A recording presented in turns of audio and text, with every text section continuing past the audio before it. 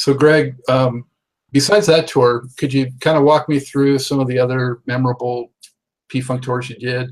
And also, what did you do in the studio? You know, and it seems like between studio and touring, I mean, you must have been just busy nonstop. Well, and we didn't do a lot of studio stuff because I really don't know why. You know, it was one of those things where, oh, these guys are young. Let's get Fred Maceo. And finally, when Parliament did Invasion of Booty Snatchers, they said, let's give these kids a chance. So that was my first session with P-Funk, was playing on that album or a CD or a tape. I don't know what you call it anymore. But yeah, we went in, put some horn parts down, and you know, I listen back now, we did sound a lot younger then than we did now, but that was the one that got it all started. And we played horns on Glory Hollow Stupid. Parliament had another album called Play Me or Trade Me. We played on Electric Spanking the War Babies, did one cut there. First P-Funk All-Stars, we played on that. And kind of foggy. It wasn't a whole lot of session work, you know, for whatever reason. I don't know. It was, you know, by the time they figured they wanted some horns, they just didn't feel like it was in the budget to fly the three of us up from Baltimore. And there were instances where we'd be on the road and we'd just stop in Detroit. Hey, you know, we got a day off, let's record. And I wouldn't hear much after that. So didn't do, for the amount of time we were there, we didn't do a lot of recording with them, but we did do some stuff. You know, I would think we would do a lot more than we did. I think part of it, Greg, too, is just things slowed down in the studio around that time too. I mean, stopped doing Parliament and Funkadelic records shortly into the 80s. So, you know, I think timing must have been part of it. Yeah, a lot of it was, you know, it's just go in there and record a piece and go in and record a piece, and then we'll figure out what we can pair that with and, you know, what else we can put it on. But yeah, it wasn't like you went in with, you know, an idea or a concept, a theme, and said, okay, we're going to do this record and we're going to need this vocally and this from the horns and this from the guitars. It wasn't that kind of thing later on. Because it's just a different band. I mean, did you get to spend any time with George in the studio? Sparingly. You know, a lot of times we would go in there and do horns. You know, George might show up, but for the most part, it's just like, look, I'm on the road with these guys all the time. I don't have to be there. I know it's going to come out all right. But you know, there were those times where, you know, George would say, yeah, do this. And I said, I want to write something down. He said, no, do it spontaneous. You know, I wanted to sound like you just thought of it. He liked that raw, spontaneous feel as far as horn parts were concerned. And yeah, he wasn't there a lot, but when he was there, he would, you know, have something to say. He had ideas. And that's the thing. George can't say, you know, I want this, I want that, and then play it on a piano or whatever. He just hum it to you and say, okay, now I'm not humming exactly what I want, but that's kind of like where it is. Use your expertise to make this happen. So, you know, Benny, Greg, and I would bump heads, no helmets, and come up with these horn lines. So did you go out on any of the tours in the late 70s when they had, you know, the huge like Motor Booty Affair set up, or brought the Mothership back, or any of that kind of prop-oriented performances? Yeah, we were the touring horn section from 1978 up until 96. You know, like I mentioned earlier, there wasn't a lot of studio stuff, you know, relatively speaking, for the amount of time we were in the band. But when we went on the road, we were the horn section, so we got on at the end of the Flashlight tour, and then of course the Motor Booty with the water and all of that stuff, and so even when George retired in '80, we were on a tour then. So yeah, we did a lot of road stuff. Did you have a character outfit for the Motor Booty affair? No, I didn't. I just grabbed whatever nobody else was wearing. And it's funny because they would have a closet, these lockers full of costumes, and you would sit there and you say, I think I would like to wear that one tonight, and then you go back and put it on the next night, somebody else got it. So there were some outfits that were interchangeable, but then there were some that people wore every night. Like, contrary to popular belief, Gary didn't wear a diaper every show. He would wear like was this orange leather thing, the pants and a shirt that he would wear sometime, but more often than not, it was a diaper with him. That was his staple. And to answer your question, no, I didn't have a character outfit. I just grabbed whatever I could. Now, I will say this. In between tours, I was a bicycle messenger in Washington, D.C. And one of the things I did when we went back on the road was a lot of the stuff I used to go cycling in made its way to the stage. That's where that came from. Yeah.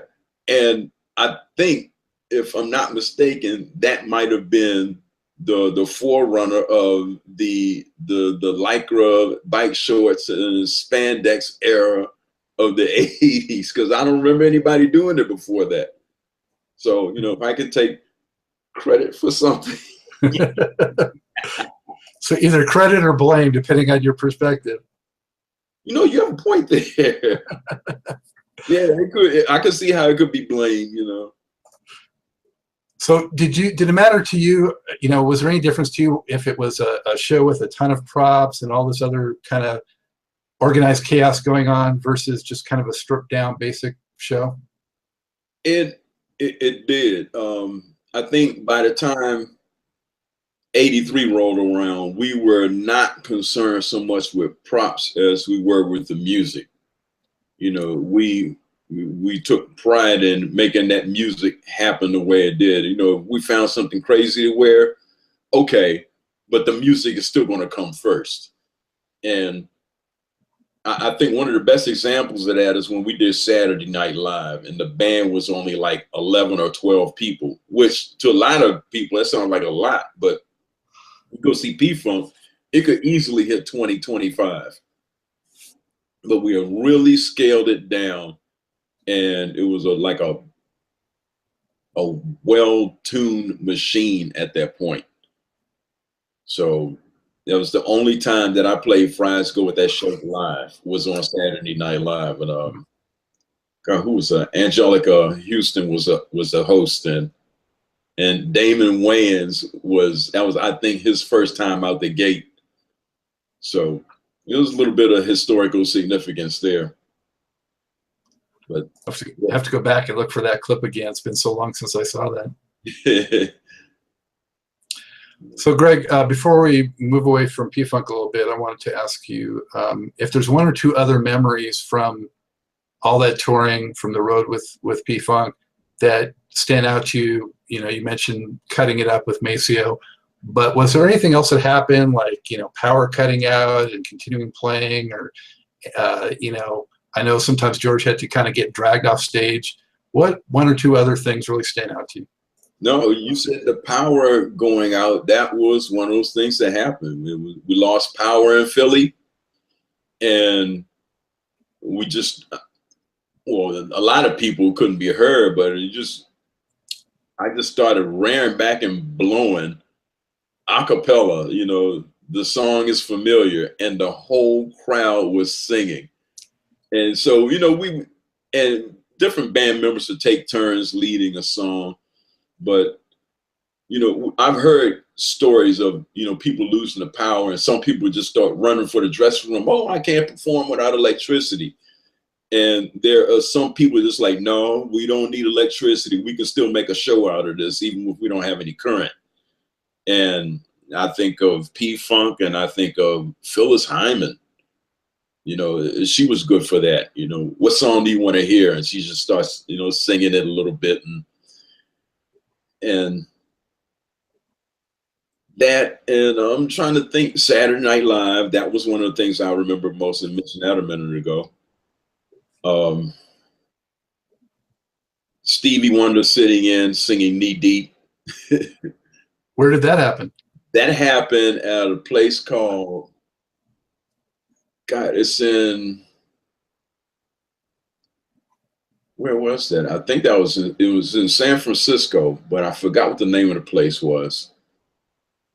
And Stevie came through, and you know, the ants and the pants and the need to dance part, he just deboed that section. He just grabbed the mic and just went for it, and it was mind-boggling. And that was one of 3 times that Stevie Wonder has sat in on a set where, you know, I was playing with somebody. The other 2 were with Prince, and another time with Maceo, but that was the first one. And he just went nuts. Another time, I guess the first time I played DC was great. Yeah, we played a funk festival at RFK Stadium. It was my first time coming home with P-Funk, so I kind of had a little nostalgia with that one, because like invited all my friends and all the people from the neighborhood, and we're hanging out on the side of the stage, and you know, I still had like a fanboy kind of thing about that, more so than I'm in the band. You know? And I don't know, I probably after this interview, and I was like, oh, I forgot to mention, I can't think of anything right now. All right, well, hopefully this won't be the last time we talk anyway, so we can always pick it up again another time. But Stevie Wonder. On the subject, I remember the very last gig I did with P-Funk. It was in Greenville, South Carolina, December 3rd, 1996. And I just remember looking around and saying to myself, I don't think I'm going to do this again. And it was a sad moment, because, you know, I just felt like, you know, that whole P-Funk thing, I wanted it to last forever, and it didn't. And it kind of hurt. And I just remember, you know, coming off the stage saying to myself, I'm not going to make a big fanfare. You know, I'm not going to, you know, get in a golf cart and ride around the stadium and wave my baseball cap, none of that. I just walked off and I just left. And I remember that like it was yesterday. Why did it end, Greg? I just didn't feel like musically and from a business standpoint, I just couldn't do it anymore. It was not what I was used to. You know, it wasn't. I mean, all good things come to an end, but I just didn't feel like playing in that band as it was at the time. It wasn't that monster band I was used to playing with in '83 and '84. And I was like, okay, you're not going to get that back, but you can get something close to it. And at the time, it just I just didn't feel like my closeness, you know, my dedication was there anymore, and I left. Fair enough. Well, so brought up Stevie Wonder, and I think that's kind of a common thread since he sat in with both P-Funk and Prince. I never saw the P-Funk one, but I was there when he came on stage at Glam Slam in Los Angeles. Yeah. And I think we played Maybe Your Baby. And I'll never forget Stevie getting on the keyboard and Prince on the guitar, and just seeing Prince kind of looking, you know, like he was looking at his idol, and Yeah. just the joy between the two of them, not to mention the music, was just incredible. Those are the kind of moments I live for, to see as a fan. And, you know, that's a funny thing too, because, you know, Prince is Prince. He's going to be musically, you know, 99 and 7/8% at the top of the musical food chain. So to see him get all gushy over somebody, it just kind of, it was laughable almost. It's like, oh man, this guy's, you know, you know, you see him as an enigma, this persona so much, and then you see something like that, you realize he's one of you. And he would get that same look around Larry Graham, you know, and Steve, he'd just be like, ooh. You see him get giddy. And, you know, you just like to see the human side of people, especially those that don't show it very much. Yeah. Funny about Larry Graham is I saw him at the House of Blues in '95, I think it was. Great show. And I went backstage and I said, hey, have you met Prince? You know, he's like doing a lot of your songs now. And he said, you know, I haven't, but I'm hoping to real soon. And then right after that, you know what happened. So that was amazing to me to see what happened once they finally did meet. But so Greg, talk to me about, you know, how you came to get into the MPG, and you know, what that experience was like. Well, Prince was in the studio doing some, he was working on a project, and he kept telling his saxophone player to play it like Maceo. You know, I need this, I need that. And the bulb went off, boom, why don't I just go get Maceo? So he comes around and he's checking it on, and he decides he wants to ask Maceo, excuse me, join his band. But he also took note of the chemistry that Maceo and I had between us. And he said, and bring that trombone player with you. And unbeknownst to me, Maceo is like, yeah, man, you know, and he writes charts, is perfect pitch, and all of this other stuff. Great asset to a horn section. And, you know, he's basically doing a great commercial. So that's how I got in. It was basically on the strength of him wanting Maceo and him not, Prince not wanting to split us up. And that went from 2002 to 2009.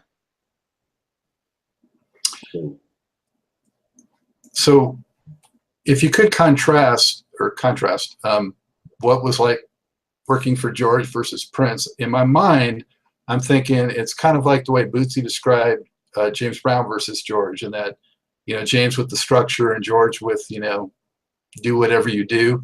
And I'm thinking Prince is probably a little more in the James Brown mold, but how do you assess that? Oh, yeah. Prince was very detailed, you know, but the thing that Prince did was, it didn't look like James Brown had you looking like you on a parade. It was formation. You know, everybody's doing this, everybody's doing that. You know, you all moved at the same time. But with Prince, it was very detailed, but it didn't look like, you know, we were all, you know, going to at some point just stop and salute the captain and bow to the queen, touch the bottom of the submarine. It didn't look like that at all. And he had a way of setting things up to make the movements look very natural on stage. And I think that was the difference. But yeah, very much a stickler for detail, a disciplinarian, a workaholic. It's like, you know, I don't have anything else to do, so I want the band to play, that kind of thing. You know, I don't know if he ever slept, to be honest, because we would do an after party and leave at like 7 in the morning after playing a concert and playing another little lightweight concert, and go to a club and jam. And then we'd have to be back at the gig at like 2 in the afternoon. It's like, oh no, he can't be awake now. He's got to be tired, because he's just laying it all out on the stage, you know, every ounce of sweat, energy. And then you get there and it's 1:45 and he just morphs right out of the floor. it was incredible to watch that, man. I was like, this guy just eats, sleeps, breathes music 25/7. Or was it 24/8? I don't know, but somewhere over the normal time frame. Exactly. I mean, that's what it's like when I mentioned earlier about the 3 shows in a day. I mean, Yeah. how many artists are still going and outlast their fans? You know, I mean, it's incredible. No, you don't outlast his fans. No. And that's another thing too. I've never seen such a rabid fan base as I have, you know, for those people that are Prince fans. There's something different. It's just, I don't know if it's almost like when you're just playing, you know, just starting out, and you're some little, you know, kid playing your guitar, and you're just like, man, you know, I'm going to grow up and be famous, and I'm going to have fans like that. And then you get them, it's like, wow, did I sign on for this? But, you know, people that will buy a front row ticket to every show for a whole tour, and you just don't see stuff like that, man. I mean, it's nice, you know, to go to town, or, you know, a certain area, you know, in the East Coast, all the cities are 2 hours apart. You know, every city on between like Richmond and New York or something like that, and seeing the same people. But all over the world, and they, I don't know, you know, it must be something about the music that just draws you like that, because I don't see that anywhere else. Anywhere. Let's talk about the music a little bit, you know, funk in general. So I like to ask guests, you know, how do they define funk music? You know, it's on the one, it's about the open spaces, it's feel, it's all these things. How do you describe funk, Greg? I describe it by not trying to describe it. I mean, think about it. If you could really describe funk, wouldn't there be a funk category of the Grammys? I would hope so. But there isn't, because you can't say what is and what isn't. You just know it is when you hear it. And because, I mean, I've heard Art Blakey play funk. You know, you listen to him playing moaning, dun da da da da da da da, you know, dun da da da. It's funky as I don't know what. I've heard some funky country music, but you know, but you have to really listen to. I don't know. I guess the one thing consistent with funk is an undeniable groove and a fat 2 and 4. You know, that to me is funk. But, or, you know, even if it's not a fat 2 and 4, something that insinuates that. But that could easily be Led Zeppelin as quickly as it can be Bob Marley. You know, funk is, you just can't describe it. You know, I just stop trying. I just say, you know it when it is. I even like to say that, you know, not you know it when you hear it, but you know it when you feel it. Yeah.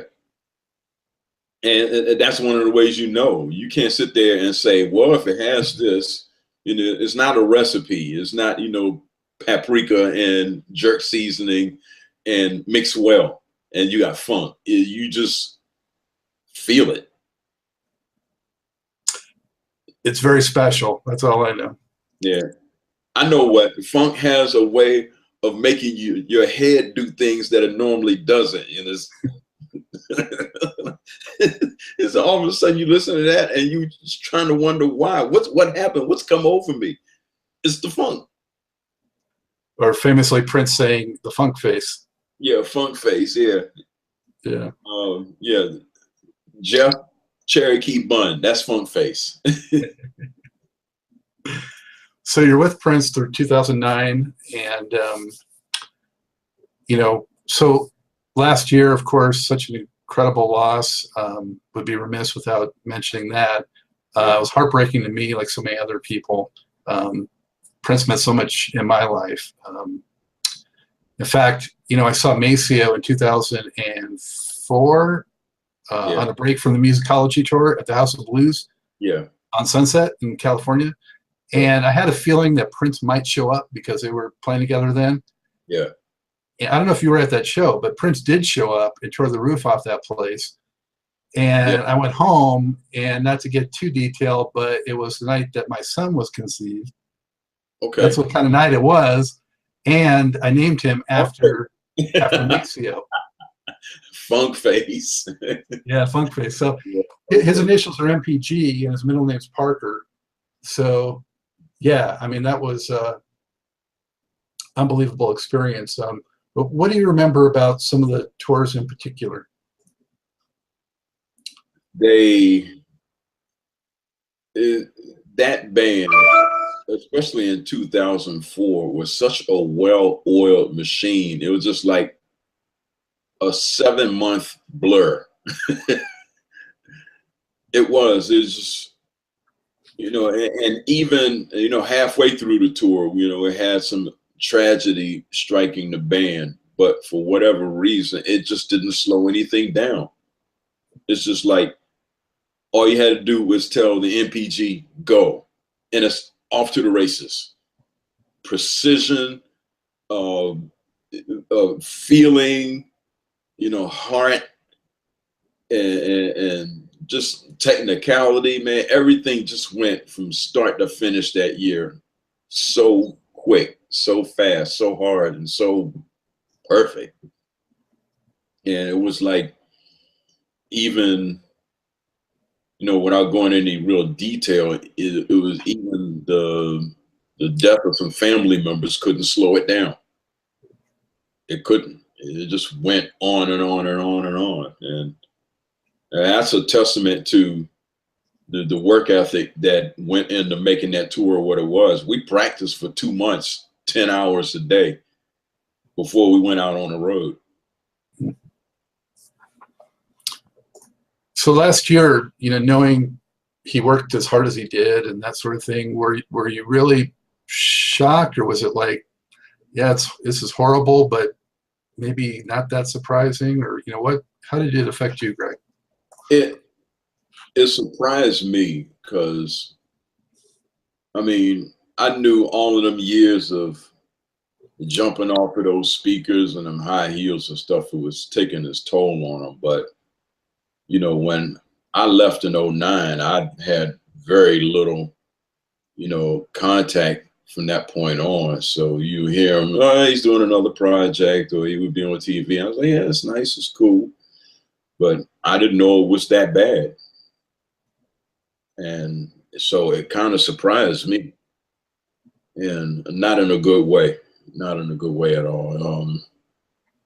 You don't get, if you're lucky, you don't get but 1 or 2 of those in a generation.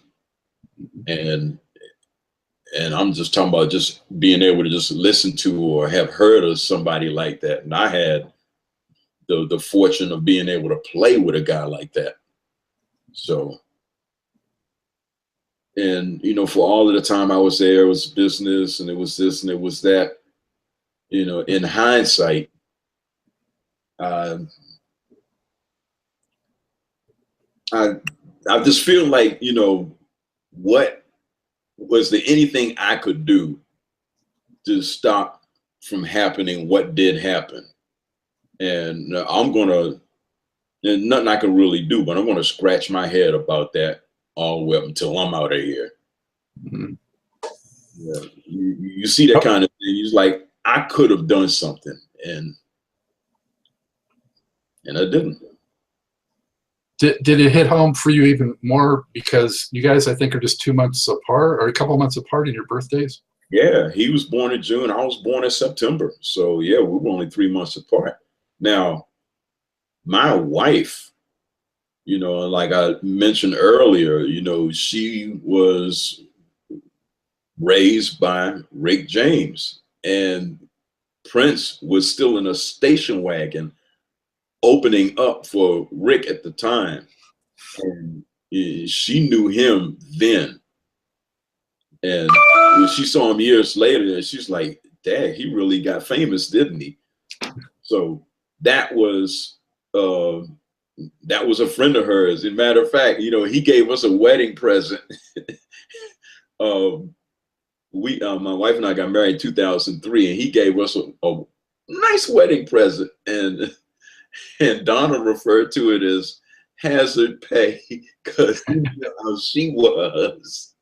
You know, what a hard nut she was to crack, you know, from knowing her back then. But she lost a friend. You know, a lot of people were just like, you know, it's, you know, my favorite musician. I love his music. I won't say she couldn't care less about it. Well, she could care less about the music, but she was more a friend of his than a fan. So, I mean, even now, it's a year later, and it's a cloud over the house behind his passing, and I don't see it going anywhere. I still can't believe it. I don't want to believe it, but Yeah. But the legacy, man, and what a gift, you know, and amazing. I can say and be happy about the fact that I was there. And you know, like I said a minute ago, not many people can say that. So, Greg, I only have a few minutes left. There's so much to talk about. I'm going to have you back to talk about some of those other guys that you worked with. Yeah, sure. You can't consolidate. It's hard to consolidate 40 years of amazingness in just, you know, an hour. But too much Boyer to go around. You just get one of those little plastic bags. You suck all of the air out of it. You ziplock it, and you can store all your stuff all winter. And it's, you know, you can store like a whole Foot Locker full of clothes and a nugget this big, and yeah, we can condense it some kind of way. Well, I wanted to definitely ask you, you know, what you're up to now. Where are you playing? What are you doing? How can people keep up with Greg Boyer? Well, right now I'm in a play. I play, of all things, a jazz trombonist in the 20s Harlem. It's a play called Jazz, and it's going to be at the Baltimore Center Stage up until this Sunday. I've been doing that for like a month. And I have a couple of bands of my own, a jazz band that plays funk tunes and a funk band that plays jazz tunes. And I'm still playing with Maceo Parker. We're going on tour July 7th. We're going to start off in Europe and do some stateside dates, and then go to South America, and we're going to wrap it up for a while. So I'm still playing with Maceo, and still writing and arranging horn parts and stuff. So yeah, I have a Facebook page, Greg Boyer, and then I have one, Greg Boyer Trombone, is more exclusively music. The other one is a little bit more social. And I have a web page, gregboyer.net. Try to keep everything as clean as possible. That, and you know, trying to do all that in the middle of being a husband and a father. So yeah, I'm alive and kicking, man. And my wife asked me often, when are you going to retire from playing music? I said, musicians don't retire, they die.